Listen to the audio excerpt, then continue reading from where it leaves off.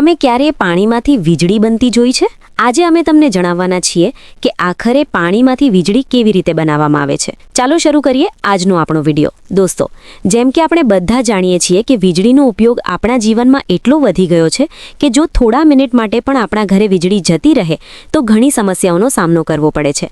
આજના આ મોડર્ન યુગમાં વીજળી માણસના જીવન માટે બહુ મોટી જરૂરિયાત બની ગઈ છે. પછી ભલે તે ઠંડક માટે એસી હોય, પંખો હોય કે કૂલર હોય, મનોરંજન માટે ટીવી, લેપટોપ કે ફોન હોય, આ બધું વીજળી વગર ચાલતું જ નથી. વીજળીની જરૂર બધાને છે અને આગળ પણ રહેવાની છે. ઇલેક્ટ્રિસિટી ક્યારેક સૂર્યપ્રકાશથી બનાવવામાં આવે છે તો ક્યારેક પવનથી પણ બનાવવામાં આવે છે. પરંતુ વીજળી બનાવવા માટે જે રીતનો સૌથી વધુ ઉપયોગ થાય છે તે છે પાણી, જેને આપણે હાઇડ્રો પાવર પ્લાન્ટ તરીકે પણ ઓળખીએ છીએ. હવે પાણીની મદદથી વીજળી મોટી મોટી મશીનો દ્વારા બનાવવામાં આવે છે. પાણીમાંથી વીજળી બનાવવા માટે સૌપ્રથમ મોટી મોટી મશીનોની વ્યવસ્થા કરવામાં આવે છે અને કેટલીક મશીનો ફેક્ટરીમાં તૈયાર કરવામાં આવે છે અને પછી તેને પાણી પાસે લાવવામાં આવે છે. હવે જેમ કે આપણે જાણીએ છીએ કે પાણીથી વીજળી બનાવવા માટે સૌથી વધુ ઉપયોગ પાણીનો જ થાય છે. તેથી મોટી મોટી નદીઓ પર પાણી રોકીને ડેમ બનાવવામાં આવે છે. તમને જણાવી દઈએ કે ડેમ ખાસ કરીને વીજળી માટે બનાવવામાં આવે છે અને તેમાં અનેક પ્રકારની મોટરોનો ઉપયોગ થાય છે. ખાસ કરીને તેમાં બે પ્રકારની મશીનોનો ઉપયોગ થાય છે, જનરેટર અને ટર્બાઇન.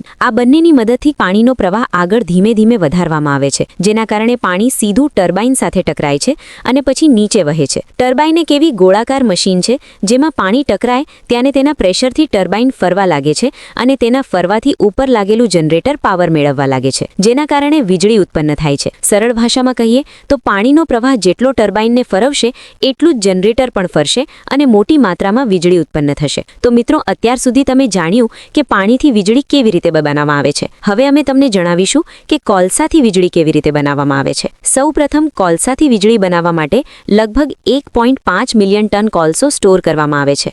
હા, અને એટલો બધો કોલસો રાખવા માટે ઘણું જગ્યા પણ જોઈએ. આ 1.5 મિલિયન ટન કોલસો માત્ર 40 દિવસની વીજળી માટે પૂરતો હોય છે. આ બધા કોલસાને સુરક્ષિત રાખવા માટે કોલ યાર્ડમાં સ્ટોર કરવામાં આવે છે. પહેલા કોલસાને ટ્રેન દ્વારા પાવર પ્લાન્ટ સુધી લાવવામાં આવે છે અને પછી ટ્રેનના ડબ્બાઓને અલગ કરીને એક મોટી મશીનમાં લઈ જવાય છે, જ્યાંથી કોલસો કોલ યાર્ડમાં ઉતારી દેવામાં આવે છે. સ્ટોર કર્યા પછી આ કોલસાને કન્વેયર બેલ્ટ દ્વારા આગળની પ્રક્રિયા માટે લઈ જવાય છે, જ્યાં તેનો પાવડર બનાવવામાં આવે છે. પાવડર બનાવવા માટે કોલસાને ક્રશર મશીનમાં નાખવામાં આવે છે. પછી આ પાવડરને મશીનની મદદથી કન્ટેનરમાં નાખવામાં આવે છે અને ત્યાંથી બોઇલર મશીનમાં મોકલવામાં આવે છે, જેમાં સતત આગ જલતી રહે છે. હવે આવે છે ટર્બાઇનની વારો, જેને પાવર પ્લાન્ટનું હાર્ટ પણ કહેવામાં આવે છે, કારણ કે વીજળી બનાવવા માટે સૌથી મહત્વપૂર્ણ ભાગ ટર્બાઇનનો જ હોય છે. જ્યારે કોલસાનો પાવડર બોઇલરમાં નાખવામાં આવે છે અને તેમાં આગ લાગે છે ત્યારે બોઇલરમાં રહેલા પાણી ભરેલા પાઇપ ખૂબ ગરમ થઈ જાય છે. આ ગરમીના કારણે પાઇપમાં રહેલું પાણી વરાળમાં બદલાઈ જાય છે અને જ્યારે આ વરાળ ખૂબ જ ગરમ થાય છે